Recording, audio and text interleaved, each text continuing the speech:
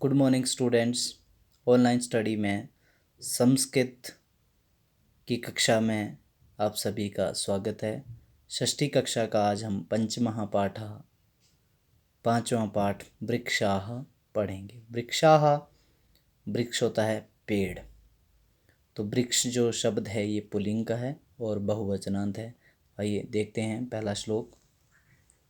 वने वने निवसन्तो वृक्षाः वनम वनम रचयन्ति वृक्षाः। वने वने, प्रत्येक वन में, निवसन्तो, निवास करते हैं, वृक्षाः, वृक्ष, अर्थात वृक्ष प्रत्येक वन में रहते हैं।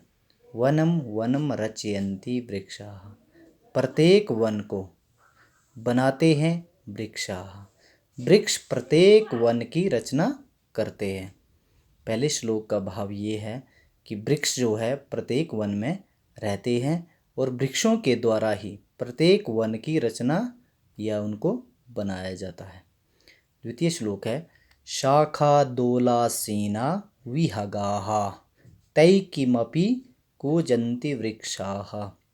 शाखा दोलासीना, शाखा होती है टहनी, दोला होता है झूला, आसीना बैठे हुए, विहगाः होता है पक्षी। पक्षी शाखाओं रूपी झूले पर बैठे हुए हैं। अर्थात जो पक्षी होते हैं वो शाखाओं पर या टहनियों पर बैठते हैं, तो वो टहनी जब हिलती है तो वो झूला होती है पक्षियों के लिए। तो उन झूला रूपी टहनियों पर पक्षी बैठे हुए हैं। तै किमपि कूजन्ति वृक्षाः, उन तै उनके द्वारा, किमपि कुछ भी, कूजन्ति कूकते हैं, वृक्षाः वृक्षा, अर्थात वृक्षों पर पक्षी कुछ भी कूकते हैं। अर्थात मानो वृक्ष उनको ऑर्डर देते हैं या कहते हैं कि आप कुछ भी गाओ।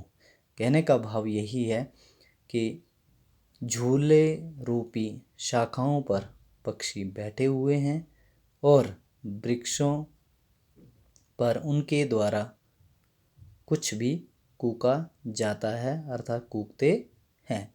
तीसरा देखते हैं। पिबन्ति पवनं जलं सत्तं साधु जना इव सर्वे वृक्षाः। पिबन्ति पीते हैं, पवनम पवन को, अर्थात हवा को, जलम जल को, संततम निरंतर, हमेशा, अतः हमेशा वृक्ष हवा और जल को पीते हैं।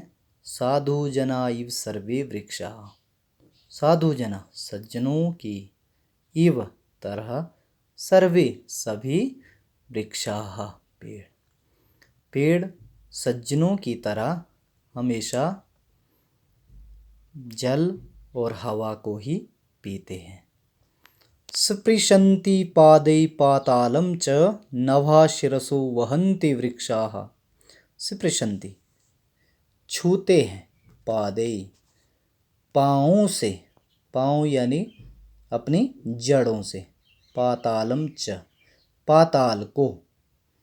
पाताल एक कवि की कल्पना है कि वो अपनी जड़ों से, क्योंकि उनकी जड़ें बहुत लंबी होती हैं, काफ़ी गहरी होती हैं ज़मीन में, तो पाताल को अपनी जड़ों के द्वारा छूते हैं।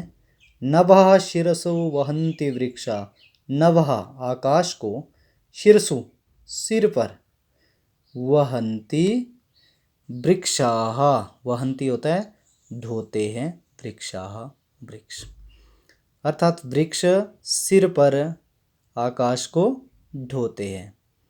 ये कवि का कल्पना है कि पाताल को वो अपनी जड़ों से अर्थात पाँव से छूते हैं और आकाश को सिर पर वहन करते हैं, अर्थात ढोते हैं। पयो दर्पणे स्वप्रतिबिंबं कौतुकेन पश्यन्ति वृक्षाः।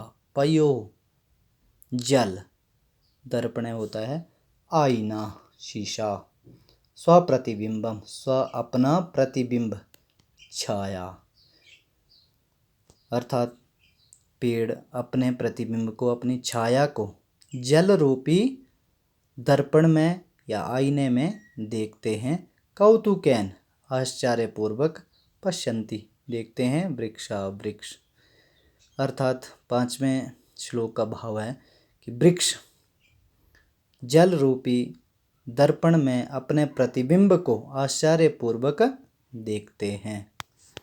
अगला देखते हैं लास्ट।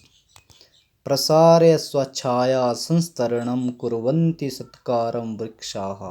प्रसार्य होता है फैलाकर, स्वच्छाया अपनी छाया को,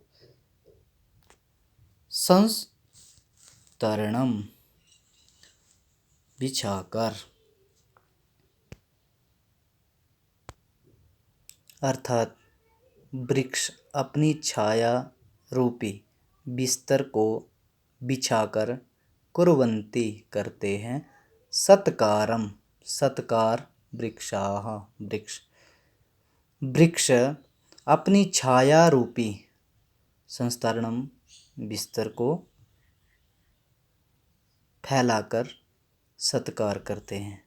कहने का भाव ये है कि वृक्ष अपनी छाया रूपी बिस्तर को फैलाकर सत्कार करते हैं।